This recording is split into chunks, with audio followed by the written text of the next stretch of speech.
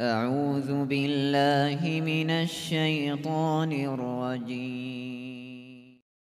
إذا قيل انشزوا فانشزوا يرفع الله الذين آمنوا منكم والذين أوتوا العلم درجات والله بما تعملون خبير. الحمد لله رب العالمين والصلاة والسلام على أشرف الأنبياء والمرسلين نبينا محمد وعلى آله وأصحابه أجمعين أما بعد. محترم حاضرین، پدر نشین ماؤں اور بہنوں، آج بتاریخ 17/5/2014 بروز سنیچر فیروز اسٹیٹ کننگم روڈ میں وارثین انبیاء کرام علیہم الصلاۃ والسلام کے عنوان سے منعقدہ اس کانفرنس میں میں آپ سب اسلامی بھائیوں اور بہنوں کو مبارکباد دیتا ہوں، خوش آمدید کہتا ہوں اور ویلکم کرتا ہوں۔ یہ پروگرام CIS IIC اور دارالایمن کی جانب سے منعقد کیا گیا ہے۔ اس پروگرام میں خطیب کی حیثیت سے شرکت فرما رہے ہیں شیخ وسیع اللہ عباس حفظہ اللہ مکۃ المکرمہ سے، شیخ ظفر الحسن مدنی حفظہ اللہ شارجہ سے، شیخ RK نور عمری مدنی حفظہ اللہ چنئی سے، شیخ انیس الرحمن اعظمی عمری مدنی حفظہ اللہ چنئی سے، اور شیخ عبدالعظیم عمری مدنی حفظہ اللہ ہسکوٹے سے بحیثیت خطیب شرکت فرما رہے ہیں۔ اس پروگرام کی ابتدا کے لیے میں دعوت دے رہا ہوں حافظ عبدالحمید بن حافظ احمد کو۔ آپ نے مشکات العلوم بنگلور سے حفظ کیا ہے، فی الحال آپ ایکمی گلوبل اکیڈمی اسلامک اسکول میں حفظ کے ٹیچر ہیں اور مسجد الفرقان کے امام بھی ہیں۔ میں آپ سے گزارش کرتا ہوں کہ آپ آئیں اور تلاوت کلام اللہ سے اس مبارک بزم کا آغاز کریں۔ السلام علیکم۔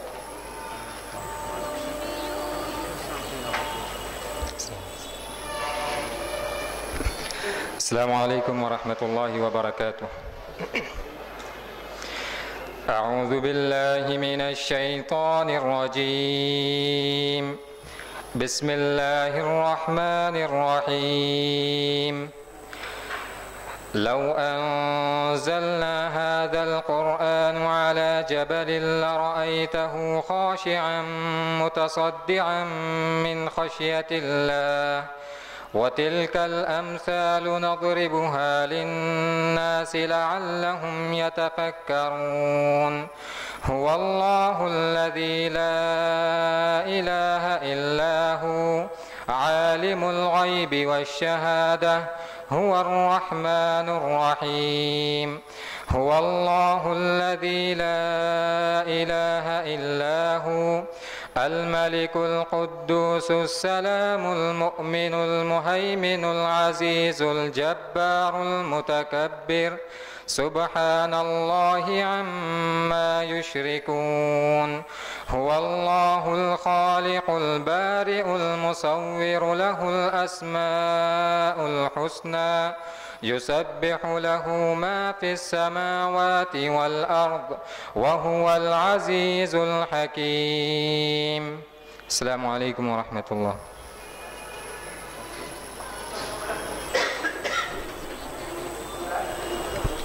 السلام علیکم ورحمۃ اللہ وبرکاتہ۔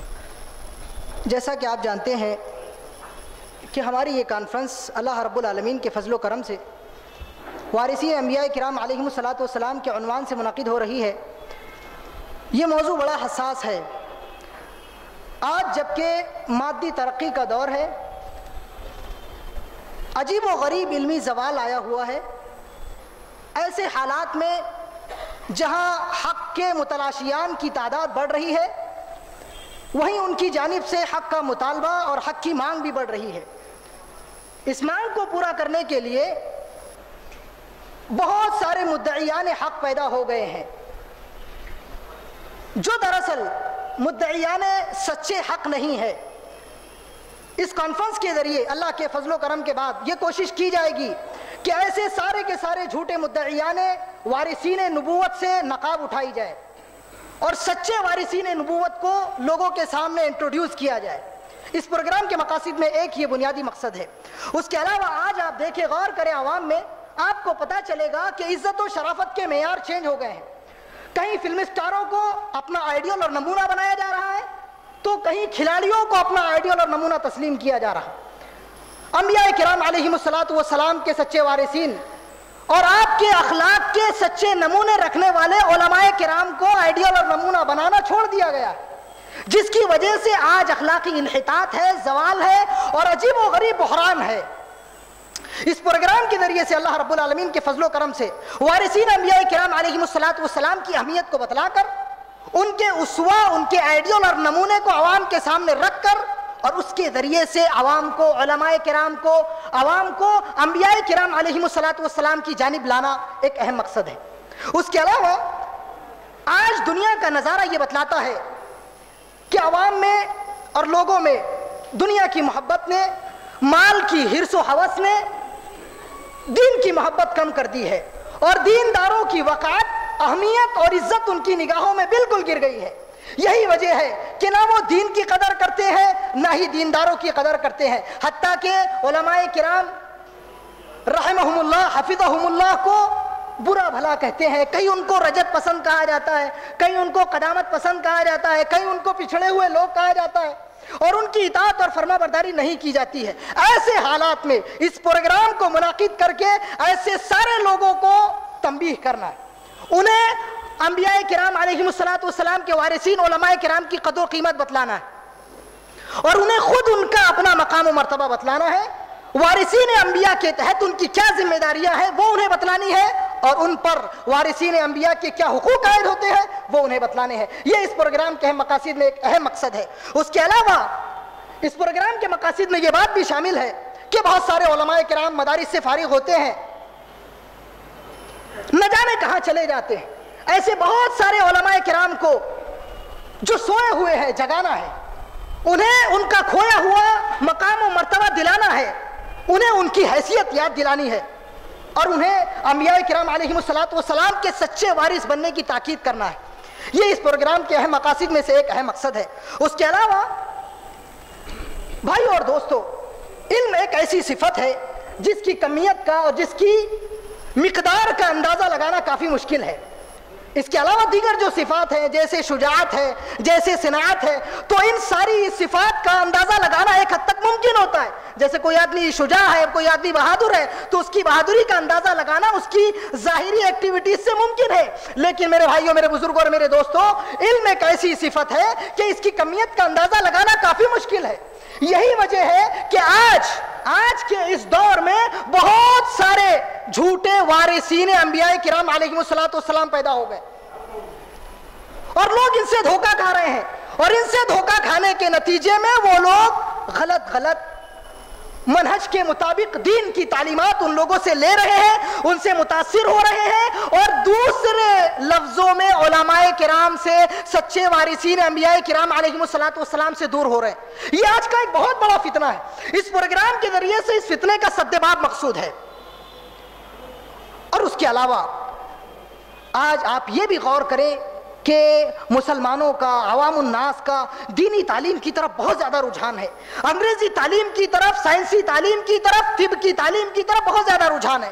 اس کے مقابلے میں دین کی تعلیم کو کمتر اور حقیر سمجھا جاتا ہے. دوسرے لفظوں میں وراثت انبیاء کرام علیہم السلام کی وہ قدر و قیمت نہیں ہو رہی ہے جو ہونی چاہیے، اور وہ بھی وارثین انبیاء کرام علیہم السلام کی جو قیمت ہونی چاہیے وہ نہیں ہو رہی ہے. لہٰذا آج کے اس پروگرام کے ذریعے سے وراثت نبوت کا لوگوں کو اس کی اہمیت بتلانا ہے، اس کے بارے میں روشنی ڈالنی ہے، اور علماء کرام علیہم السلام کی اہمیت بتلانی ہے. غرض کے خلاصے کے طور پہ آج کے اس پروگرام کے مقاصد میں حقیقی وارثین انبیاء کو روشناس کرانا، ان کے کیا حقوق ہے، ان کی اپنی کیا ذمہ داریاں ہیں اس کو بتلانا، ان کی ذات پر جو کیچڑ اچھالا جا رہا ہے اس کیچڑ کو دور کرنا، جھوٹے جو مدعیان وارثین نبوت پیدا ہو گئے ہیں ان کے چہروں سے نقاب ہٹانا، عوام کو ان کے دھوکے سے نکال کر سچے وارثین انبیاء کرام علیہم السلام کے سامنے زانو تلمس طے کرنے پر مجبور کرنا، اور ایسے ہی وراثت نبوت کا پرچار کرنا ہے. بھائی اور دوستو، اس پروگرام کی ابتدا کی جاتی ہے، جیسا کہ آپ نے سمجھا اور میں نے ابھی آپ کو بتلایا کہ اس پروگرام کی کتنی اہمیت ہے اور اس کے کتنے اہم مقاصد ہے. لہٰذا میں امید کروں گا اپنے سارے بھائیوں سے اور ساری بہنوں سے کہ جتنی اہمیت اس پروگرام کے قائم کرنے کی ہے اور اس پروگرام کو قائم کرنے میں جتنی محنت علماء کرام کی جانب سے، ذمہ داران سینٹرز کی جانب سے اور خود آپ لوگوں کے قیمتی اوقات کی صورت میں جو وقت صرف ہو رہا ہے، آپ اس کو مد نظر رکھتے ہوئے اس پروگرام کو چلانے میں ہمارا بھرپور تعاون کریں گے اور انشاءاللہ العزیز مثبت نتائج لے کر یہاں سے جائیں گے. چنانچہ آئیے ہم اس پروگرام کی طرف آگے بڑھتے ہیں. سب سے پہلے آج کے خطیب ہوں گے انشاءاللہ العزیز شیخ انیس الرحمن اعظمی عمری مدنی حفظہ اللہ تعالی. قبل اس کے کہ میں شیخ کو خطاب کے لیے دعوت دوں، آپ کا تعارف کرا دینا مناسب سمجھتا ہوں. آپ کا نام شیخ انیس الرحمن بن عبد السبحان بن نعمان الاعظمی عمری مدنی حفظہ اللہ ہے. آپ کے دادا نعمان الاعظمی شیخ سید نذیر حسین دہلوی رحمۃ اللہ علیہ کے شاگرد ہیں. آپ نے ابتدائی تعلیم جامعہ دارالسلام عمر آباد سے حاصل کی. وہاں سے فراغت کے بعد اللہ رب العالمین نے اعلیٰ تعلیم کے لیے آپ کو مدینہ میں جامعہ اسلامیہ میں تعلیم کے حصول کا موقع فراہم کیا. چنانچہ یہ آپ کو شرف حاصل ہے اللہ کے فضل و کرم سے کہ آپ نے ایک ہی وقت میں 2 کلیے سے فراغت حاصل کی ہے، کلیت الحدیث سے اور کلیت الشریعہ سے. دونوں کلیے سے آپ کو فراغت کا شرف حاصل ہے. آپ کے اساتذہ کرام میں وہاں پر شیخ ابن باز رحمۃ اللہ علیہ، شیخ تقی الدین ہلالی رحمۃ اللہ علیہ، شیخ عبد المحسن بن العباد البدر حفظہ اللہ تعالی. شیخ کے ساتھ میں آپ کے بڑے گہرے روابط تھے اور ابھی بھی ہیں الحمدللہ. ان کے علاوہ شیخ امین شنقیطی رحمہ اللہ بھی آپ کے استادوں میں سے ایک استاد جلیل ہے. شیخ وسیع اللہ عباس حفظہ اللہ آپ کے معاصر ہیں. اعلیٰ تعلیم کے بعد آپ مدینہ سے یہاں تشریف لائے.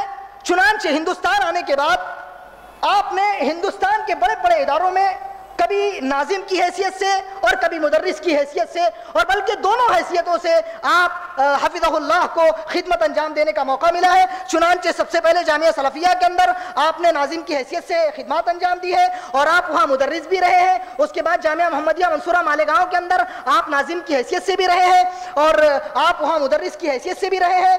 اور اس کے علاوہ جامعہ دارالسلام عمر آباد میں بھی آپ نے الحمدللہ تدریسی فرائض انجام دیے ہیں. الحمدللہ آپ کی تدریسی خاصیت یہ ہے کہ آپ خاص طور سے عربی زبان ہی میں تدریس کرتے ہیں. یہی وجہ ہے کہ جامعہ محمدیہ منصورہ کے اندر، جامعہ سلفیہ بنارس کے اندر آپ کو خاص طور سے شیخ انیس کے نام سے جانا جاتا ہے. اور آپ کی تدریسی خاصیتوں میں خاصیت یہ بھی ہے کہ آپ طلباء کو علم دینے کے ساتھ ساتھ طلباء کی دینی تربیت بھی کرتے ہیں. آپ کی ذمہ داریوں میں مدینہ سے واپسی کے بعد جیسے کہ میں نے آپ کو بتایا کہ آپ نے 3 اداروں میں خدمات انجام دی ہے. اس کے علاوہ آپ فی الحال IRGC کے اندر خدمات انجام دے رہے ہیں چنئی کے اندر.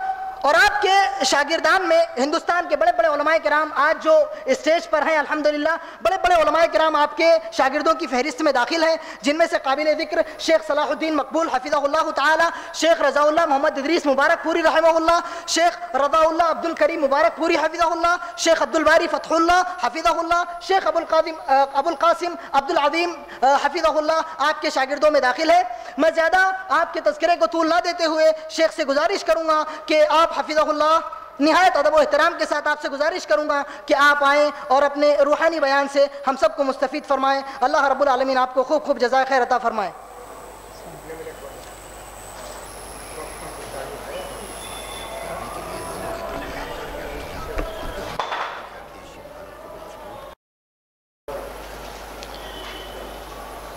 ان الحمد للہ نحمده ونستعینه ونستغفره ونعوذ باللہ من شرور انفسنا ومن سیئات اعمالنا من يهده الله فلا مضل له ومن يضلل فلا هادي له واشهد ان لا اله الا الله وحده لا شريك له واشهد ان محمدا عبده ورسوله يا ايها الذين آمنوا اتقوا الله حق تقاته ولا تموتن الا وانتم مسلمون يا أيها الناس اتقوا ربكم الذي خلقكم من نفس واحدة وخلق منها زوجها وبث منهما رجالا كثيرا ونساء واتقوا الله الذي تساءلون به والأرحام إن الله كان عليكم رقيبا يا أيها الذين آمنوا اتقوا الله وقولوا قولا سديدا يصلح لكم أعمالكم ويغفر لكم ذنوبكم ومن يطع الله ورسوله فقد فاز فوزا عظيما. أما بعد فإن خير الحديث كتاب الله وخير الهدي هدي محمد صلى الله عليه وسلم وشر الأمور محدثاتها وكل محدثة بدعة وكل بدعة ضلالة وكل ضلالة في النار. يقول سبحانه وتعالى في محكم تنزيله قل هل يستوي الذين يعلمون والذين لا يعلمون إنما يتذكر أولو الألباب. وقد قال رسول الله صلى الله عليه وسلم خيركم من تعلم القرآن وعلمه. متفق علیہ. علماء کرام، برادران اسلام، خواتین ملت، آپ سبھی لوگ اس اجلاس کے منعقد کرنے کی غرض و غایت اور مقصد سن چکے. اہل علم کا مقام و مرتبہ، اہل علم کی ذمہ داریاں، اہل علم کے فرائض، یہ ساری باتیں اس میں داخل ہیں. معلوم ہونا چاہیے کہ اللہ تعالیٰ نے جب انسان کو اس دنیا میں بھیجا، اس کے اساس اس کو بتا دیا اللہ تعالیٰ نے اما یاتینکم منی ھدی فمن تبع ھدایا فلا خوف علیہم ولا ھم یحزنون. دنیا میں تمہارے ہدایت کا پیغام انتظام کیا جائے گا، تمہاری ہدایت کا انتظام کیا جائے گا. جو اس کو لے گا اور اس پر عمل کرے گا ویسے ہی لوگوں کے لیے خوشخبری ہے، کوئی رنج اور کوئی غم کی بات نہیں ہے. اللہ رب العزت نے آدم علیہ السلام کو پیدا کیا تو سارے علوم آپ کو سکھائے. وعلم آدم الاسماء كلها، دین کا علم بھی سکھایا اور دنیا کے ضروریات کا بھی علم آدم علیہ السلام کو سکھایا گیا. علم دو قسم کا ہوتا ہے، ایک علم ہے اجتہادی اور اکتسابی، اور دوسرا علم ہے استفائی اور اختیاری.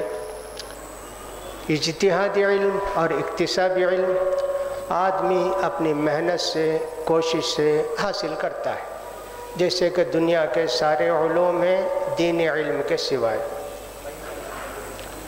سارے علوم، اس میں نہ اخلاص کی ضرورت ہے، نہ دیندار ہونے کی ضرورت ہے، نہ مسلمان ہونے کی ضرورت ہے، نہ کسی اور چیز کی ضرورت ہے. دنیا کے جتنے علوم ہیں، دنیاوی علوم، وہ ہر انسان اپنی محنت سے حاصل کر سکتا ہے. کوئی انجینئر بن سکتا ہے، کوئی ڈاکٹر بن سکتا ہے، کوئی ماہر اقتصادیات بن سکتا ہے، اور کچھ بن سکتا ہے. یہ علم انسان اپنی محنت سے حاصل کرتا ہے. اور دوسرا علم ہے جو اللہ تعالیٰ اپنے خاص بندوں کو دیتا ہے، جو کہ علم نبوت ہے. یہ صرف اللہ تعالیٰ اپنے خاص بندوں کو دیتا ہے. کوئی محنت کر کے، کوشش کر کے اس علم کو حاصل نہیں کر سکتا. فرق یہ بھی ہے کہ جو دنیاوی علوم حاصل کیا جاتا ہے اس کے لیے ابتدا سے ہی نیک ہونا، اچھا ہونا، محنتی ہونا کوئی ضروری نہیں. کتنے ہی لوگ ایسے ہوتے ہیں ابتدائی میں انتہائی شریر ہوتے ہیں، گستاخ ہوتے ہیں، محنت کرنے کا ذرا بھی جذبہ نہیں ہوتا، اچانک ابھر جاتے ہیں، اچانک ماہر بن جاتے ہیں، اچانک ان کی شہرت ہونے لگتی ہے. لیکن جن کو اللہ تعالیٰ نبی بنانا چاہتا ہے، ابتدائی سے ان کی زندگی کا کچھ الگ ہی حساب کتاب ہوتا ہے. برائیوں سے دور رہتے ہیں، گناہوں سے دور رہتے ہیں، ان کی زندگی نمونہ ہوتی ہے شروع ہی سے. جیسا کہ انبیاء اکرام کو ہم دیکھتے ہیں، ابراہیم علیہ السلام کو دیکھیں، ہمارے پیارے نبی صلی اللہ علیہ وسلم کو دیکھیں، بچپن ہی سے ان کی تربیت کی جاتی ہے برائیوں سے دور رکھ کر. تو لہٰذا یہ جو علم دنیا کا اور دین کا ہے اللہ تعالیٰ نے حضرت آدم علیہ السلام کو عطا کیا. پھر ان کے بعد جن کو چاہا اللہ نے دیا دنیا کا علم، اور نبی جن کو چاہا ان کو بنایا. انبیاء کرام کے زمانے میں ہم دیکھتے ہیں کہ بنو اسرائیل کے جو انبیاء کرام تھے سلیمان علیہ السلام داؤد علیہ السلام سلیمان علیہ السلام کے زمانے تک ہر دور میں ایک نبی ہوتا تھا اور ایک بادشاہ ہوتا تھا۔ بادشاہ دنیاوی امور کو انجام دیتا تھا نبی سے مشورہ کر کے، نبی سے اللہ کی ہدایت حاصل کرنے کے لیے۔ یہی بات سورہ بقرہ کے اندر بھی بتائی گئی۔ بنو اسرائیل پر جب انتہائی زوال آیا تو انہوں نے نبی سے درخواست کی، قالوا لنبی لہم ابعث لنا ملکا نقاتل فی سبیل اللہ، اے نبی اللہ سے دعا کیجیے کوئی بادشاہ آئے، اس کی قیادت میں ہم لڑیں اور دشمنوں کو ذلیل کریں اور دشمنوں کو ہرا کر ہم دین کے کام میں لگیں۔ تو معلوم یہ ہوتا ہے کہ نبی اپنی قیادت میں جنگ کو نہیں جاتے تھے، اس کے لیے بادشاہ سب کام کرتا تھا، اور بادشاہ کو ہدایت دی جاتی تھی، احکام دیے جاتے نبی کے ذریعے۔ ایسے سمجھیے کہ داؤد علیہ السلام کے زمانے میں تک تھا، پھر داؤد علیہ السلام کے زمانے سے نبی بھی وہی ہوتے تھے، بادشاہ بھی وہی ہوتے تھے اکثر و بیشتر۔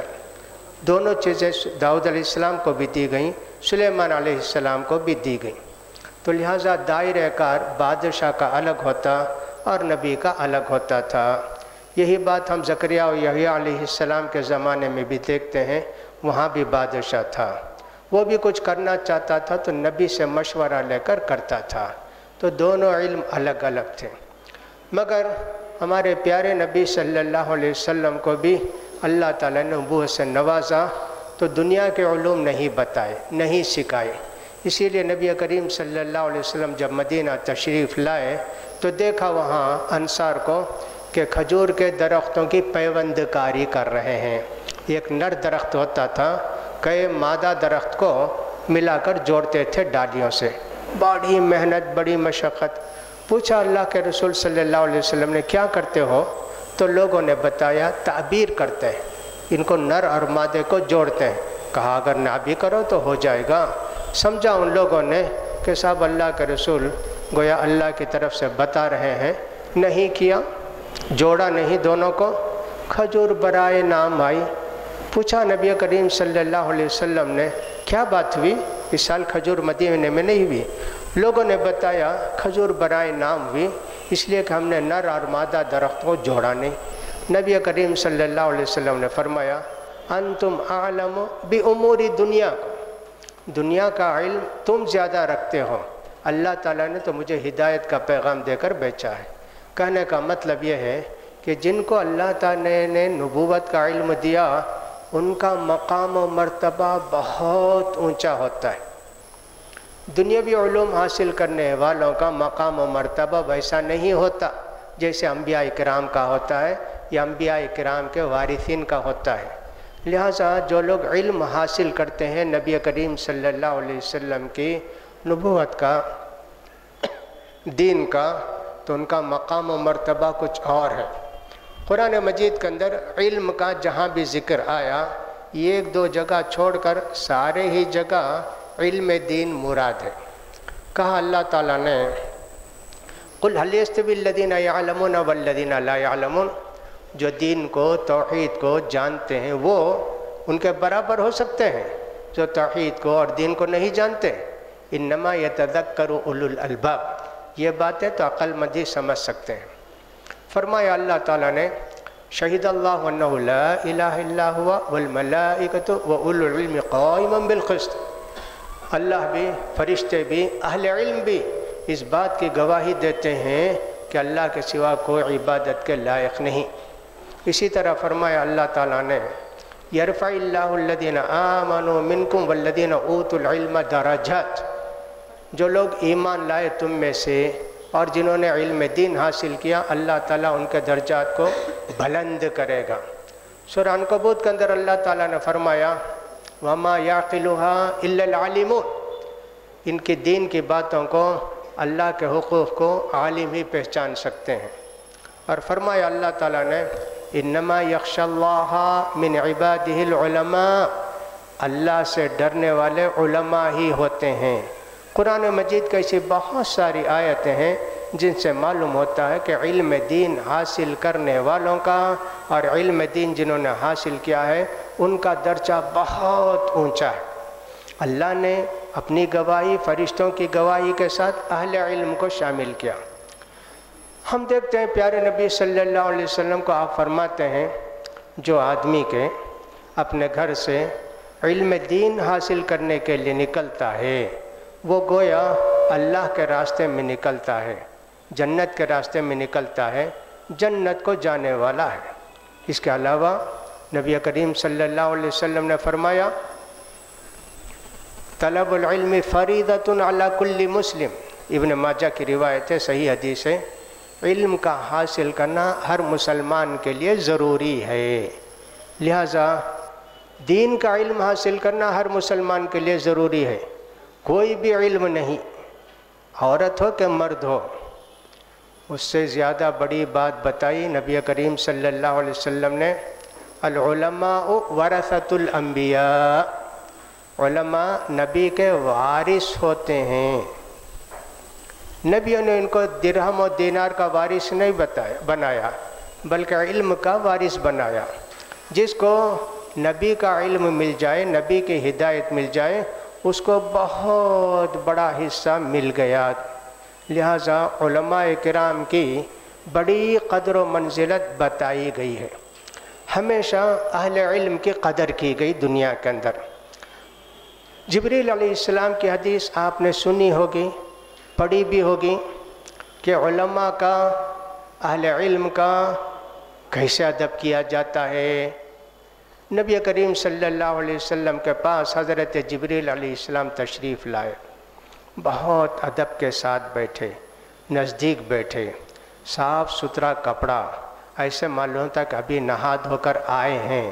پھر ایک ایک سوال کرنے لگے اور نبی کریم صلی اللہ علیہ وسلم نے اس کا جواب دیا۔ اس حدیث کو لے کے علماء نے بہت سارے مسائل مستنبط کیے ہیں۔ ایک طالب علم کو استاذ کے سامنے کیسے بیٹھنا چاہیے، کیسے سوال کرنا چاہیے۔ سلف صالحین نے اس کا بڑا خیال کیا۔ دنیا کے علم کے لیے آدمی کی ضرورت نہیں۔ آج کل کے جیسا کہ بہت سارے لوگ ہیں نیٹ سے علم حاصل کرتے ہیں، کوئی بھی کتاب پڑھ کے علم حاصل کر لیتے ہیں، جن کو کہ میں کہتا ہوں انٹرنیٹی علماء۔ ان کی تربیت نہیں، علم کچھ حاصل کر لیتے ہیں، لیکن اللہ تعالیٰ نے نبی کو بھیج کر کہا یعلمہم الکتاب والحکمت ویزکیہم۔ صرف پڑھاتے نہیں ہیں، پڑھاتے بھی ہیں، سکھاتے بھی ہیں، بتاتے بھی ہیں، اور ان کے نفوس کا تزکیہ کرتے ہیں، ان کو مومن بناتے ہیں، اللہ والا بناتے ہیں، حرام سے دور رہنے والا، ایسے بناتے ہیں انبیاء کرام۔ تو لہٰذا ہمیشہ علماء کی قدر کی گئی۔ کیوں؟ یہ علم جن کے پاس ہے نبی کی وراثت ہے، اور سب سے قیمتی چیز دنیا میں وہی ہے۔ اسی لیے کہ اللہ کا رسول فرماتے ہیں لَأَن يَهْدِيَ اللَّهُ بِكَ رَجُلًا وَاحِدًا خَيْرٌ لَكَ مِنْ حُمْرِ النَّعَمِ۔ علی، اللہ اگر تمہارے ذریعے ایک آدمی کی ہدایت کا سامان کر دیں تو تمہارے لیے دنیا کی قیمتی دولت جو سرخ اونٹ کی شکل میں تھی اس سے بہتر ہے۔ اس لیے کہ یہ علم اتنا اونچا علم ہے، ہدایت کا علم ہے، انبیاء کرام کی وراثت ہے۔ پیارے نبی صلی اللہ علیہ وسلم نے ہم کو، علماء کو اس کا وارث بنایا ہے، اور فرمایا مَن رَأَىٰ مِنکُم مُنکرًا فَلْیُغَیِّرْهُ بِیَدِهِ فَإِن لَّم یَسْتَطِعْ فَبِلِسَانِهِ فَإِن لَّم یَسْتَطِعْ بِقَلْبِهِ وَذَلِکَ أَضْعَفُ الْایمان۔ دیکھو، اگر تم میں سے کوئی برائی دیکھے تو اس کو طاقت سے روکنے کی کوشش کرے، اگر اتنی طاقت نہ تو ہاتھ سے روکنے، زبان سے روکنے کی کوشش کرے، اگر اس کی بھی طاقت نہ ہو تو اس کو چاہیے دل سے برا مانے۔ اتنی بڑی ذمہ داریاں عالم کی بھی دی گئیں اور علم حاصل کرنے والوں کو بھی ادب بتایا گیا۔ لہٰذا ہمارے سلف صالحین نے ہمیشہ اس کی قدر کی، جن سے دین حاصل کیا جاتا ہے، بہت ادب کے ساتھ، بہت احترام کے ساتھ علم حاصل کیا جاتا تھا۔ نبی کریم صلی اللہ علیہ وسلم کی مجلس میں بیٹھتے تو صحابہ کرام بڑے ادب و احترام سے بیٹھتے، کأن علی رؤوسہم الطیر، ایسے معلوم ہوتا کہ ان کے سروں پر پرندے بیٹھے ہیں، ذرا حرکت کریں گے تو اڑ جائیں گے نا۔ آج کل کتنے لوگ ہوں گے بیٹھتے ہیں، صاحب نہ ادب ہے نہ احترام ہے استاذ کا، کچھ نہیں، لیکن صحابہ اکرام سر جھکا کے پوری باتیں سنتے تھے، توجہ سے سنتے تھے، اس کے علاوہ کوئی توجہ ان کی نہیں ہوتی تھی۔ اسی لیے ہم دیکھتے ہیں ایک حدیث کو 10 15 20 صحابی بھی روایت کرتے ہیں، ایک ہی طرح کے الفاظ آتے ہیں، اتنی توجہ سے سنے ہیں۔ جمعہ کا خطبہ بھی ہو تو نبی کریم صلی اللہ علیہ وسلم کے قریب آ کر صحابہ کرام بیٹھتے تھے اور بڑی توجہ کے ساتھ آپ کا خطبہ سنتے تھے۔ نبی کریم صلی اللہ علیہ وسلم کے زمانے میں بالکل ایسے ہی تھا، بڑا ادب، بڑا احترام۔ اس کے بعد نبی کریم صلی اللہ علیہ وسلم کی وراثت کو پا کر اس کو تقسیم کرنے والے علم دینے والوں کی بھی ایسی قدر کی گئی۔ حضرت عبداللہ بن عباس رضی اللہ تعالیٰ عنہما نبی کریم صلی اللہ علیہ وسلم کے چچیرے بھائی، ان کو بھی نبی کریم صلی اللہ علیہ وسلم نے بڑی پیاری دعا دی، اللہم علمہ التأویل، یا اللہ ان کو قرآن مجید کا علم دے، وفقہہ فی الدین، دین کی سمجھ عطا کر۔ اللہ کی مہربانی سے اس دعا کا اثر اتنا ہوا کہ ابن عباس رضی اللہ تعالی عنہما حبر الامہ، حبر الامہ، امت کے سب سے بڑے عالم سمجھے جانے لگے، لیکن ان کی عمر کم تھی۔ جب اللہ کے پیارے رسول صلی اللہ علیہ وسلم کا انتقال ہوا تو ابن عباس رضی اللہ تعالیٰ عنہ 13-14 سال کے رہے ہوں گے، چھوٹے صحابی تھے۔ ان کو شوق ہوا کہ کتنی حدیثیں ہیں صحابہ کرام کے پاس، ان کو سیکھنا چاہیے، جا کے صحابہ کرام سے وہ حدیثیں معلوم کرنی چاہیے۔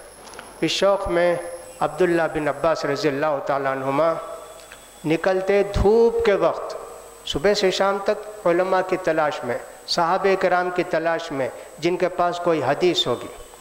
حضرت زید بن ثابت، وہ بھی اللہ کے پیارے رسول صلی اللہ علیہ وسلم کے صحابی، مدینے کے رہنے والے، انہوں نے بھی اللہ کے رسول صلی اللہ علیہ وسلم سے بہت ساری حدیثیں سنی تھیں اور قرآن کو جمع کیا تھا لوگوں سے سن کر اور کاغذوں کو جمع کر کے سب جانتے ہیں۔ اب ان سے جا کر حدیث سیکھنا، جا کر کیا کرتے ابن عباس؟ ان کے دروازے کے پاس یوں سمجھ رہے ان کے چبوترے میں بیٹھ جاتے، گرمی کے دن پسینہ نکلتا، پسینے میں شرابور، لیکن ادب احترام کے ساتھ بیٹھے رہتے تھے۔ جب عبداللہ بن عباس زید بن ثابت نکلتے ہیں تو عبداللہ بن عباس رضی اللہ تعالیٰ عنہ سلام کر کے ان سے حدیث پوچھتے۔ زید بن ثابت کہتے، اللہ کے بندے، تم تو اللہ کے پیارے رسول صلی اللہ علیہ وسلم کے بھائی ہو، آپ کے چچا کے لڑکے ہو، مجھے بلا لیا ہوتا، مجھے بتا دیا ہوتا تو میں تم کو بتاتا اور میں تمہارے پاس آ جاتا نا، اتنی محنت کی۔ کہا نہیں، اللہ کے پیارے رسول صلی اللہ علیہ وسلم نے اہل علم کی قدر کرنے کا ہم کو ایسے حکم دیا ہے۔ اب بتائیے علماء کی کتنا مقام تھا، کتنا بڑا مرتبہ تھا، اللہ اکبر۔ یہ علماء کرام کا مقام و مرتبہ تھا۔ یہ صرف عبداللہ بن عباس رضی اللہ تعالیٰ عنہ کی بات نہیں ہے، بلکہ پورے صحابہ کرام ایک دوسرے کا انتہائی ادب، انتہائی احترام کرتے تھے۔ جن کے پاس بھی علم ہو، پوری تاریخ کو آپ دیکھیں تو ایسے معلوم ہوتا تھا کہ جن کے پاس اللہ کے رسول صلی اللہ علیہ وسلم کی دی ہوئی میراث ہے اور وہ میراث علم دین، ان کی بڑی قدر، بڑی منزلت کرتے تھے، اس لیے کہ ان کی قدر کرنا گویا اللہ کے پیارے رسول صلی اللہ علیہ وسلم کی قدر کرنا، آپ کے علم کی قدر کرنا، یہ اتنا بڑا مقام و مرتبہ تھا دین کے علم کا۔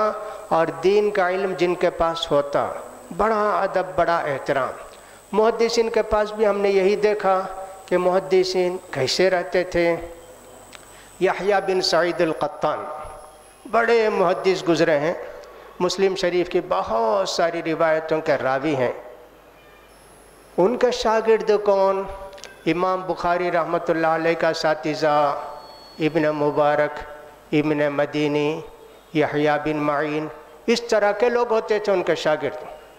عصر کے بعد حدیث لکھانے کے لیے بیٹھتے تھے مسجد میں نماز پڑھ کے، سارے لوگ، ابن مدینی بھی ہو، ابن مبارک ہو، ابن معین ہو، سارے لوگ کاغذ قلم لے کے عصر سے لے کے مغرب تک کھڑے ہو کر ان کی حدیثوں کو سنتے، لکھتے۔ بیٹھتے بھی نہیں ان کے سامنے، ادب و احترام کا تقاضا اتنا تھا، وہ بھی نہیں کہتے تھے بیٹھ جاؤ جی، نہیں، کیا ہے، اللہ کے پیارے رسول صلی اللہ علیہ وسلم کی حدیث ہیں، وہ سننے کے لیے اتنی بڑی قربانیاں دی۔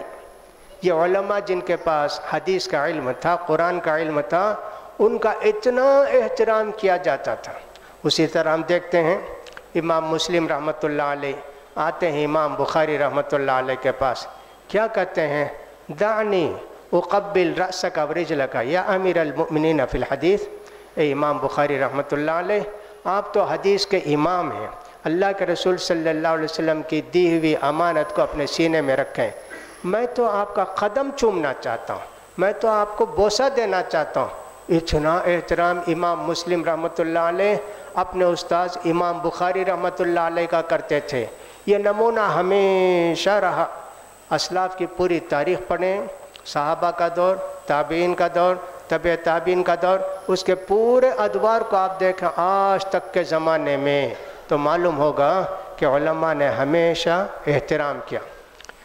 لوگوں نے کتاب لکھی کہ علم دین حاصل کرنے کے آداب کیا ہیں، کیسے علم دین حاصل کرنا چاہیے۔ جامع بیان العلم و فضلہ، ابن عبد البر کی مشہور و معروف کتاب ہے۔ اس ایک کتاب کو پڑھ کر آپ سمجھ سکتے ہیں علماء کا کتنا مقام رہا، کتنا احترام رہا، اور علماء خود اس علم کی کتنی عزت کرتے تھے اور اس کو کیسے تقسیم کرتے تھے۔ خطیب بغدادی نے بھی کتاب لکھی، الجامع لاخلاق الراوی و آداب السامع۔ استاذ کو کیسے ہونا چاہیے، طالب علم کو کیسے ہونا چاہیے، انہوں نے بڑی تفصیل کے ساتھ لکھا کہ طالب علم کو استاذ کے پاس اتنی باتیں لکھی ہیں، صاحب ان کو صرف فہرست بھی گناؤں تو کافی دیر لگ جائے گی۔ مثلا لکھا ہے کہ طالب علم کو صاف ستھرے کپڑے پہن کر استاذ کے پاس جانا چاہیے، اگر گھر کے پاس گئے تو اجازت لے کے دروازے کے کنارے کھڑے ہونا چاہیے، استاذ کے دروازے کو ناک کرنا ہو ناخن سے، ایسے نہیں کہا کہ صاحب استاذ کو تکلیف ہوگی، استاذ کو پریشانی ہوگی، اللہ اکبر۔ کہا کہ استاذ کے جو ہے جوتے سنبھالنا، استاذ کو سواری پر بیٹھانا، استاد کو سواری سے اتارنا، استاذ کو دور سے دیکھیں، ان کا ادب احترام کرتے ہوئے کھڑے ہو کر ان کو مجلس میں لے کر آنا، ایسے آداب بہت سارے لکھیں، اور سب کسی نہ کسی حدیث کی روشنی میں یہ سارے آداب لکھیں طالب علم کے لیے۔ تو استاذ کا کتنا بڑا مقام و مرتبہ تھا۔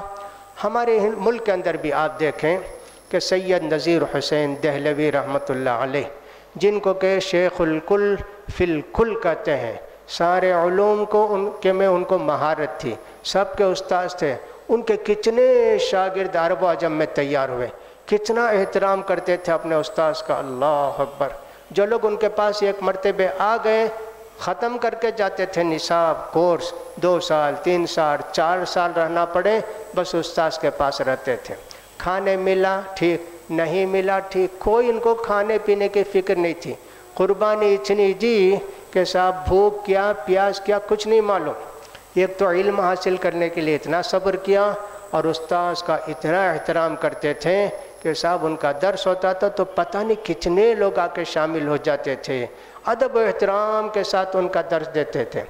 ہم نے بھی اپنے اساتذہ کے سامنے ایسے علم حاصل کیا، ادب کے ساتھ، احترام کے ساتھ، بڑی قدر کرتے تھے علماء کی، اس لیے کہ اللہ کے رسول صلی اللہ علیہ وسلم کی میراث، اللہ کے رسول صلی اللہ علیہ وسلم کا علم ان کے پاس ہوتا تھا، اس کو لینا ادب کے ساتھ، احترام کے ساتھ، یہاں تک کہ بغیر وضو کے حدیث کی کتاب بہت سارے لوگ چھوتے بھی نہیں تھے، پڑھاتے بھی نہیں تھے، کبھی فوراً نکل کے آنا پڑا حدیث کی کتاب پڑھانے کے لیے، جلدی سے تیمم کر کے پڑھاتے تھے۔ اتنا احترام تھا علماء کا بھی، اور علماء کے پاس پڑھنے والے لوگوں کے بھی ایسے اعلیٰ ادب تھے۔ لہٰذا ہمارے زمانے میں خود مجھے اچھی طرح یاد ہے، ہم لوگ جب عمر آباد میں پڑھتے تھے، چٹائی پر بیٹھ کر پڑھتے تھے، اس کے اندر زان و تلمس طے کرنا، ادب کے ساتھ بیٹھنا، جیسے تشہد میں بیٹھتے ہیں، استاذ کے سامنے پیر پھیلا کے نہیں بیٹھنا، ایسے ہم لوگوں نے علم حاصل کیا اپنے اساتذہ کرام سے، ادب و احترام کے ساتھ۔ کبھی بات بھی نہیں کرتے تھے کسی دوسرے سے درس کے دوران، کیا بولے کیا کیے، اونگ بھی آ جاتی تو جگہ بدلتے تھے، اور استاذ بھی بڑا خیال کرتے تھے۔ جب یہ ہوا کہ صاحب دین علم حاصل کرنا اتنا احترام کا جذبہ لیے ہوئے تھا، مجھے اچھی طرح یاد ہے جامعہ سلفیہ بنارس کے اندر طبیہ کالج چلاتے تھے ہم لوگ۔ طبیہ کالج نہیں چل سکا، اس کے چیئر اور ٹیبل پورے تھے، بہت حفاظت سے ادھر رکھو وہاں رکھو ادھر رکھو، ایسے ہوتا تھا۔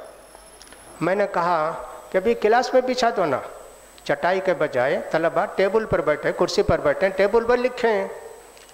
عمل ہو گیا، لیکن جب ہمارے شیخ الحدیث مولانا عبید اللہ مبارک پوری رحمۃ اللہ علیہ کو معلوم ہوا تو کہا نہیں، اس میں ادب احترام نہیں ہے حدیث کا، ایسے نہیں بیٹھنا چاہیے۔ لیکن ایک چیز نافذ ہو چکی تھی، اس کے بعد سے ہر جگہ بہت سارے مدارس میں، ہو سکتا ہے ہم سے پہلے بھی بہت سارے مدارس میں چیئر پر بیٹھ کر ٹیبل پر رکھ کر کتابیں لوگ پڑھتے رہے ہوں، اس لیے کہ طالب علم وہاں کیسے بیٹھتا ہے، پیر اس کے کیسے، ادب و احترام نہیں معلوم نا۔ اتنا ادب ہوتا تھا علم سیکھنے کا، علماء کا مقام و مرتبہ اتنا تھا۔ علماء کی عزت کرنا، علماء کا احترام کرنا، یہ امت مسلمہ کے سب لوگوں پر فرض ہے۔ یہ ہو سکتا ہے کہ بہت سارے علماء کے اندر ایسی باتیں ہوں جو آپ کو ناپسند ہوں، علم سیکھتے ہوں عمل نہ کرتے ہوں، علم سیکھتے ہوں اس سے دنیا کماتے ہوں، یہ سب تو ان کی غلطی ہے، ان کی کوتاہی ہے، لیکن ان کے پاس ہے کیا چیز؟ فرض کہ سونا ہے کسی کے پاس، اب سونے کو حاصل کرنا ہے، اچھی جگہ صاف ستھری جگہ بھی ہے اٹھا لیتے ہیں، گندی جگہ میں بھی اگر سونا پڑا ہو چھوڑ دیں گے کیا؟ اٹھائیں گے، مانجیں گے، دیکھیں اصلی سونا تو مجھے حاصل ہوا الحمدللہ۔ علماء کا احترام دراصل اللہ کے پیارے رسول صلی اللہ علیہ وسلم کی امانت کا احترام ہے، اس لیے علماء کی بڑی قدر کرنا چاہیے، علماء کا بڑا خیال کرنا چاہیے، ان کے سامنے کوئی گستاخی نہیں کرنی چاہیے، ان کو برے القاب سے یاد نہیں کرنا چاہیے، ان پر طعنہ نہیں کسنا چاہیے۔ جب بات ایسی ہوگی تو علم میں برکت آئے گی، عمل میں برکت آئے گی، لوگوں کے اندر احترام ہوگا علماء کا۔ لیکن ہم دیکھتے ہیں یہ ساری چیزیں رخصت ہو گئی ہیں، علماء پر تنقید، علماء پر اعتراض، علماء کو حقارت کا تعطیت کرنا۔ آپ علماء کے ساتھ برا سلوک نہیں کرتے، آپ اللہ کے رسول صلی اللہ علیہ وسلم کے ساتھ برا سلوک کرتے ہیں۔ علماء نمائندے ہیں دین کے، علم ان کے پاس ہے، برے ہوں گے، کس معاشرے میں کس سوسائٹی میں برے نہیں ہوتے؟ ہر جگہ ہوتے ہیں نا۔ اللہ کے پیارے رسول صلی اللہ علیہ وسلم نے فرمایا یہ علم آئے گا، ختم ہوتے جائے گا، اچھے علماء اٹھ جائیں گے، پھر اس کے بعد علم رہ جائے گا، علم کے اثرات نہیں رہیں گے، علم کی برکتیں نہیں رہ جائیں گی۔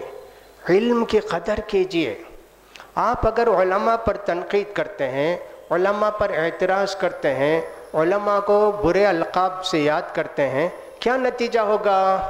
جو اہل علم، جو مدارس کھلے ہیں، جن مدارس میں پڑھتے ہیں طلبہ، پیٹ بھر ملا نہیں ملا کیسے ہی ہیں، یہ سارے مدارس پر کیا اثر پڑے گا؟ علماء کا احترام اگر ہوگا، علم کا احترام ہوگا، درسگاہوں کا احترام ہوگا، علماء موجود رہیں گے۔ اگر آپ تنقید کریں گے، اعتراض کریں گے، علم سے رغبت کم ہو جائے گی، کوئی عالم بننا نہیں چاہے گا، کہے گا کہ صاحب کیا کریں عالم بن کے، معاشرے کے اندر کوئی قدر نہیں ہوتی ہے، سوسائٹی میں کوئی پوچھتا نہیں ہے، سب سمجھتے ہیں کہ صاحب یہ ملا ہے، یہ فلاں ہے، ایسے سمجھتے جائیں گے نا۔ اللہ اکبر، ایسے ہو جائے گا۔ علماء کی ناقدری کرنا، علماء کی توہین کرنا، یہ بہت بڑی بری عادت ہے، بہت بڑا جرم ہے، بہت بڑا گناہ ہے۔ پورے سلف کی تاریخ آپ دیکھ لیجئے، کیسے لوگ تھے لیکن جن کے پاس علم ہوتا ان سے علم حاصل کرتے تھے، ان کے اخلاق عادات کیسے بھی ہوں، اللہ اکبر، اور اہل علم علم بھی دیتے تھے ان کو جو علم حاصل کرنے کے لائق ہوں۔ حضرت عامش بھی ایک بہت بڑے راوی ہیں حدیث کے، ان کے پاس جو بھی آتا اس کا امتحان لیتے تھے، کبھی کبھی کہتے تھے اچھا تم میرے پاس پڑھنے کا ہو جی، یہ بتاؤ کہ اگر خنزیر کو یا کتے کو ہار پہنا دیا جائے موتی کا تو مناسب ہے کیا؟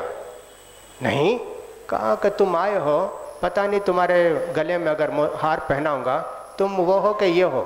بہت سارے لوٹ کے چلے جاتے، غصے سے چلے جاتے. لیکن ایسا ہوتا کہ جن کے دل میں علم کی قدر ہوتی اور اللہ کے پیارے رسول صلی اللہ علیہ وسلم کی اس میراث کی قدر ہوتی تو وہ ان سب چیزوں کو برداشت کرتا، آمش کے پاس علم حاصل کرتا.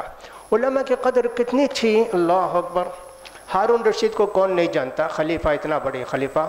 اس کے 2 بیٹے تھے، امین اور مامون. وہ اپنے استاذ کے پاس پڑھتے تھے. کیا پڑھتے تھے؟ علم حدیث. ہم عجیب و غریب چیز دیکھتے ہیں، ایک اللہ کی کتاب ہے اور دوسری حدیث ہے جو دین کے 2 مآخذ اور 2 مرجع ہیں. حدیث کی مجلسوں کا اتنا ذکر آتا ہے تاریخ کے اندر، سب تفسیر کے مجلسوں کا وہ ذکر نہیں آتا ہے. یقیناً تفسیر کے بھی بڑا اہتمام ہوتا تھا. عبداللہ بن عباس حبر العلماء کے نام سے مشہور تھے، تفسیر کے سب سے ماہر تھے، علم حاصل کیا. لیکن حدیث کا علم اتنے کثرت کے ساتھ لوگوں نے حاصل کیا. ہم دیکھتے ہیں کہ ایک ہی مجلس میں 40 ہزار آدمی شریک ہوتے تھے. 40,000 آدمی میرے بھائیوں. اس زمانے میں کوئی لاؤڈ اسپیکر نہیں، بلکہ وہاں ایک آدمی کھڑا رہتا، وہاں ایک آدمی کھڑا رہتا. یہاں سے جو ایک جملہ بولتے تو وہ ان کو سناتا، وہ ان کو سناتا دور تک. اتنا بڑا شوق تھا لوگوں کو علم حاصل کرنے کا. اس کی ایک بڑی تاریخ ہے. تو امین اور مامون اپنے استاذ کو جوتے پہنانے کے لیے لڑ پڑتے، میں پہناؤں گا، میں پہناؤں گا. ہارون رشید کو دونوں کا جھگڑا نپٹانے کے لیے حکم دینا پڑتا، ایک جوتا تم پہناؤ، ایک جوتا تم پہناؤ. اللہ اکبر. خلیفے کے بیٹے، اس علم کی اتنی قدر اور اس عالم کی اتنی قدر کہ بادشاہ کے بیٹے ایک عالم کے جوتے پہنانے کے لیے آگے بڑھتے تھے. لکھا یہ بھی ہے، آمش آتے، کچھ بھی خدمت کرتے، کھائے پیے تو ان کے ہاتھ دھلانے کے لیے خلیفہ ہارون رشید ان کا ہاتھ دھلاتا تھا کہ میں دھلاؤں گا. ان کے پاس حدیث کا علم ہے، یہ اللہ کے رسول صلی اللہ علیہ وسلم کی میراث اپنے سینے میں رکھے ہوئے. اللہ اکبر. اتنی قدر و منزلت علماء کرام کی ہوئی تھی، محدثین کی، جن کے پاس حدیث کا علم ہوتا تھا. تو میں کہہ رہا تھا کہ آپ اگر علماء کی قدر کرتے ہیں، یہ سمجھیے کہ آپ اللہ کے رسول صلی اللہ علیہ وسلم کی میراث کی قدر کرتے ہیں. آپ کو سونا لینا ہے، کیسا بھی اصلی سونا حاصل کرنا ہے. آپ علماء کی ناقدری کریں گے، نتیجہ کیا ہوگا؟ عوام علماء کو اپنا ایک پیشوا سمجھتے ہیں. آپ نے علماء کی توہین کر کے عوام کے ذہن کو گندا کر دیا. عوام کے ذہن میں علماء کی کوئی قدر نہیں رہ جائے گی، کوئی قدر نہیں رہ جائے گی. دین برباد ہوگا، دین تباہ ہوگا، دین کا علم حاصل کرنے کا شوق ختم ہو جائے گا. مجلس میں آنے کی ضرورت نہیں رہے گی. سب اپنے اپنے گھر میں بیٹھ کے، لیٹ کے، اور سب بیٹھ کے اور چائے پیتے ہوئے، کھانا کھاتے ہوئے، گالی دیتے ہوئے، فون دیتے ہوئے نیٹ میں دیکھتا رہے گا. کیا حدیث ہے، کون سی حدیث ہے، کیا کام کو معلوم ہو گیا کیا صحیح ہے کیا غلط ہے. یہ علم نہیں میرا بھائی. علم وہ ہے جو استاذ کے پاس حاصل کیا جاتا ہے. استاد جو علم دیتا ہے وہی صحیح علم ہے.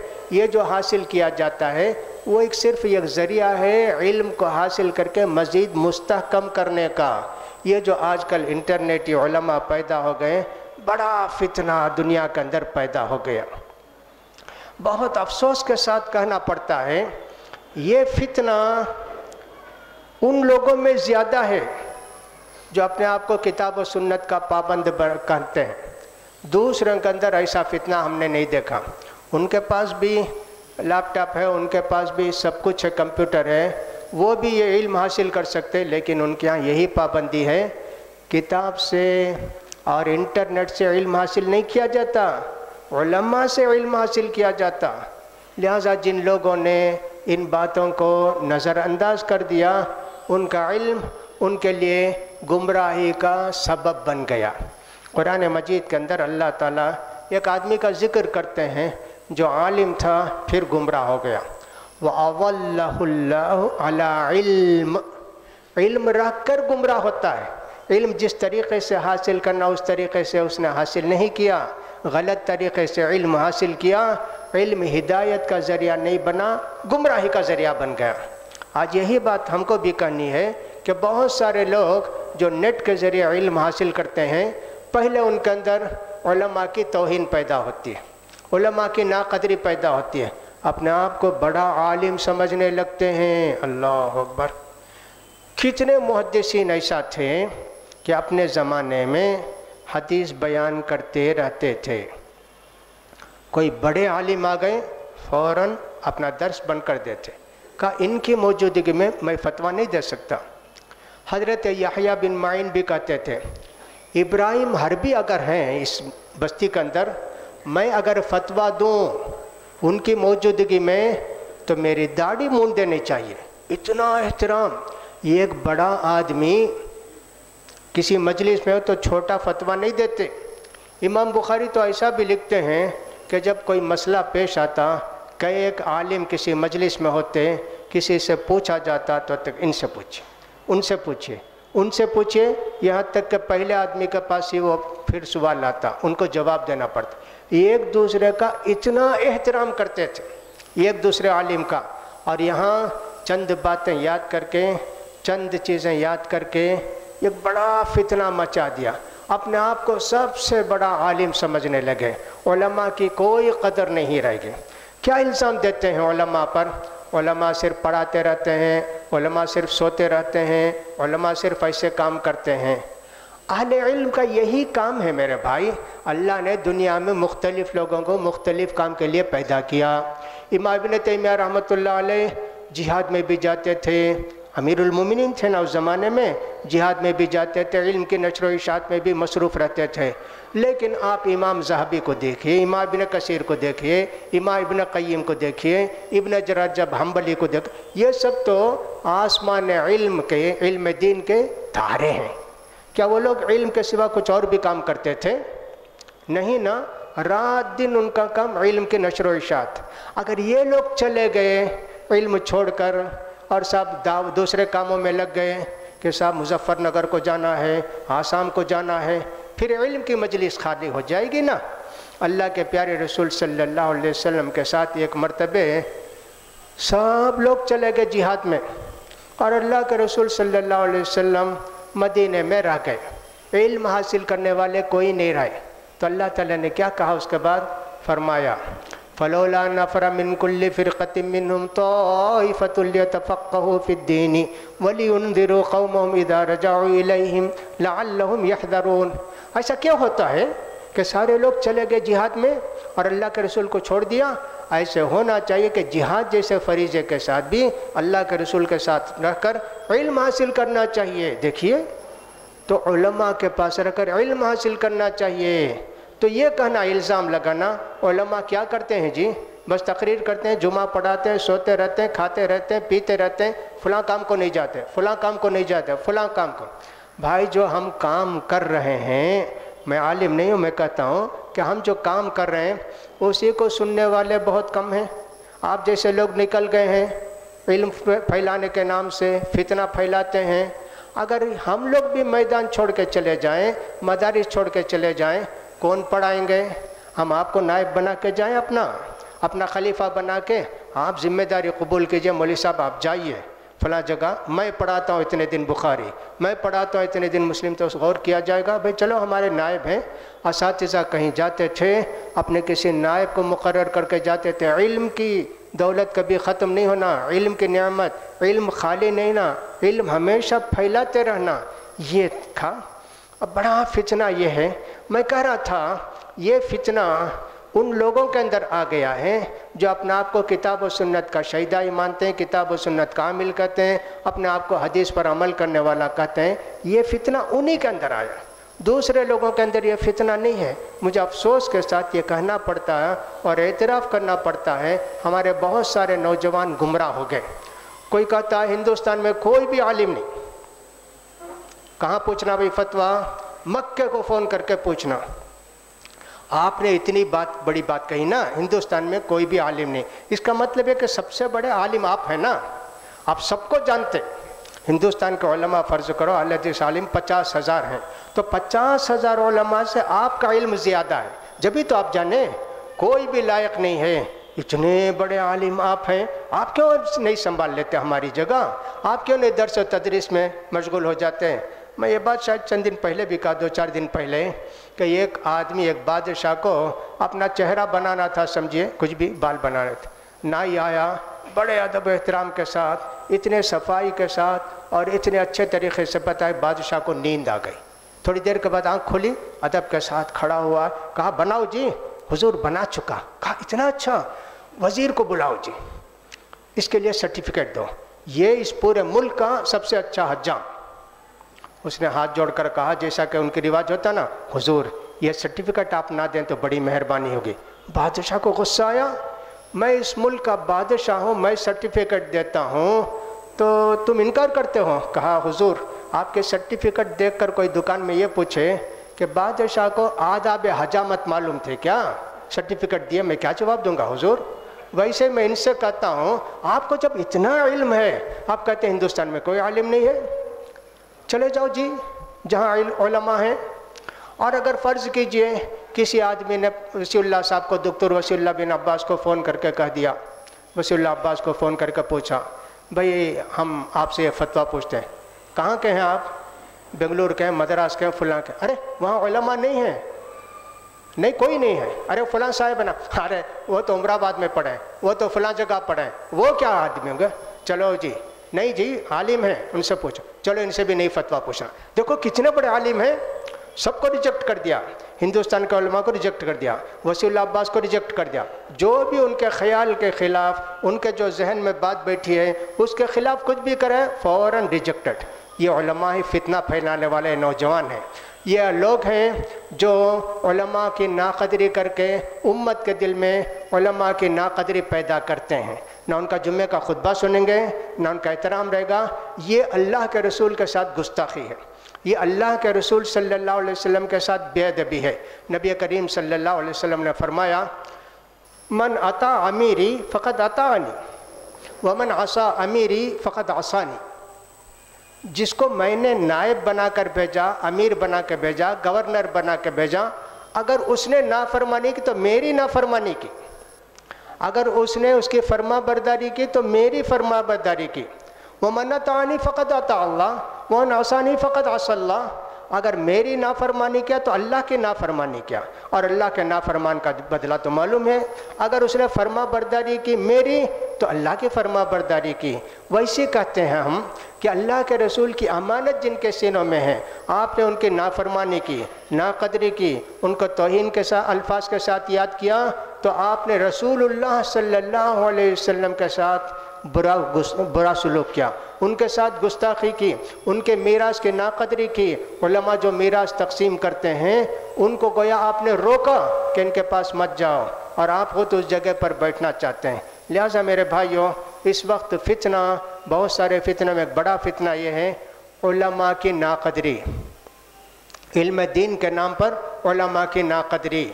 دنیا میں ہمیشہ یہ ایک رواج رہا ہے، وہ یہ ہے کہ جس کو تم بدنام کرنا چاہتے ہو، جس کی تم ناقدری کرنا چاہتے ہو، ویسے پہلے تم بن جاؤ، پھر اس کے بعد اندر سے ان کو کھوکھلا کرو۔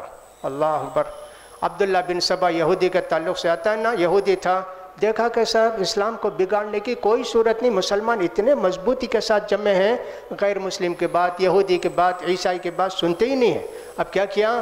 پہلے وہ خود مسلمان بنا، اور ایسا مسلمان بنا کہ سارے مسلمانوں کو لڑا کے بھیڑا کے چھوڑ دیا۔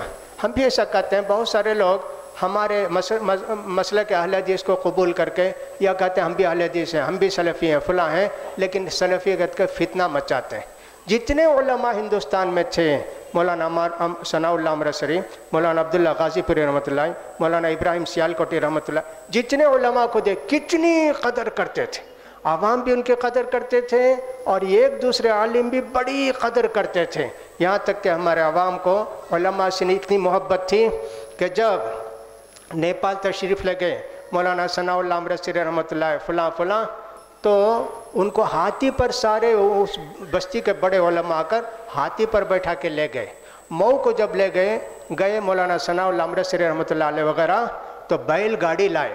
کہا بیل نہیں، ہم جتنے اس شہر کے اہل حدیث دولت مند ہیں وہ گاڑی کھینچیں گے۔ علماء کو بیل گاڑی پر بیٹھا گئے، پورے اہل حدیث مالدار سرمایہ دار وہ ان کو کھینچ کے لے گئے۔ ہمارے دور میں علماء کا احترام، اس کی وجہ سے علم میں بڑی برکت تھی۔ اہل حدیثوں کے ہاتھ سنت کا جذبہ دیکھنا ہو تو ان کو دیکھتے تھے، دیکھو ایسے ہوتے ہیں اہل حدیث، کتاب کے پابند، سنت کے پابند، شریعت کے پابند۔ ہمارے دادا بھی نمونہ تھے، مولانا محمد نعمان صاحب رحمۃ اللہ علیہ، ان کو دیکھ کر کتنے لوگوں نے اپنی زندگی بدل لی، کتنے لوگوں نے ان کا احترام کیا کہ صاحب نمونہ دیکھنا ہو تو دیکھو، ولی من اولیاء اللہ ہیں، ایسے تھے ہمارے سلف، ویسے بنتے تھے۔ اب دیکھو صاحب اہل حدیث نام کے رہ گئے، کچھ نہیں، ایسے لوگوں کی وجہ سے جنہوں نے ذہن کو بگاڑا، حدیث کی قدر نہیں رہی، ایسے لوگ علماء کی جگہ لینے کے لیے تیار ہو گئے جن کے پاس علم رہا، عمل نہیں، تزکیہ نہیں، احترام نہیں۔ بہرحال میرے بھائیوں، زمانہ فتنے کا ہے، آپ کو ہوشیار رہنا چاہیے۔ کتاب و سنت کی باتیں علماء سے، جو مستند علماء ہیں، اس لیے سرٹیفکیٹ ہوتی ہے۔ کس مدرسے میں پڑھے ہو؟ کیا تمہارے پاس سرٹیفکیٹ ہے؟ کوئی بھی کھڑا ہو جاتا نا مدرسے میں عالم ہوں، کیا سرٹیفکیٹ جی تمہارے استاذ کون ہیں؟ جتنے محدثین کے حق تذکرہ پڑھتے ہیں، ان کے اساتذہ فلاں، ان کے تلامذہ فلاں، اس کے بغیر کسی کا سوانح مکمل ہی نہیں ہوتی۔ معلوم یہ کہ علم صرف کاغذ سے حاصل کرنے کا نام نہیں ہے، انٹرنیٹ سے حاصل کرنے کا نام ہے۔ علم حاصل کیا جاتا ہے عالم سے، علم حاصل کیا جاتا ہے محدث سے، جب چل کر اخلاق بھی بنتے ہیں۔ اللہ سے دعا ہے کہ اللہ تعالی ہم سب کو سیدھا راستہ بتائے، زمانے کے فتنوں سے بچائے، اللہ کے رسول صلی اللہ علیہ وسلم کی امانت، آپ کی میراث جس کے پاس بھی ہے اس کے قدر کرنے کے اللہ تعالی ہم سب کو توفیق نصیب فرمائے، ہمارے نوجوانوں کو بھی توفیق نصیب فرمائے، فتنے سے بچائے، فتنے سے ہوشیار رہنے کے اللہ تعالی ہم سب کو توفیق نصیب فرمائے۔ اللہ تعالی ہم سب کو ایمان پر رکھے اور ایمان پر بھی بلا لے۔ اس جلسے کا انعقاد جن لوگوں نے کیا ہے، میں دل کی گہرائیوں سے ان سب کا شکریہ ادا کرتا ہوں کہ صاحب علماء کو چاہیے تھا یہ سب کرتے، لیکن الحمدللہ علماء کو انہوں نے بہت ساری باتوں سے دور رکھ کر صرف تقریر کرنے کا موقع دیا، ورنہ تو ہم لوگوں کا فرض تھا کہ مجلسوں میں، مسجدوں میں سب کر کے بتاتے، لیکن ہماری ذمہ داری انہوں نے اٹھائی، ماشاءاللہ۔ اللہ ان سب کو جزائے خیر دے۔ یہ جتنے ادارے شریک ہو کر اس پروگرام کو چلا رہے ہیں، میں ان سب کا شکریہ ادا کرتا ہوں، اور اس حال کے جو ذمہ داروں کے بلڈنگ کے جنہوں نے اتنا سب انتظام کیا، تو میں سمجھتا ہوں کہ ہم لوگوں کے ہر چیز کا ثواب ان کو پہنچے گا انشاءاللہ۔ اتنے بڑے دریا دلی کے ساتھ انہوں نے دین کی باتوں کو کہنے، بولنے، سمجھنے کا موقع دیا۔ اللہ تعالیٰ ان کو خوش رکھے اور صحابہ مال میں برکت دے۔ اللہ تعالیٰ صحیح ایمان دولت سے ہم کو بھی ان کو بھی نوازے۔ وآخر دعوانا الحمدللہ رب العالمین۔ السلام علیکم ورحمۃ اللہ وبرکاتہ۔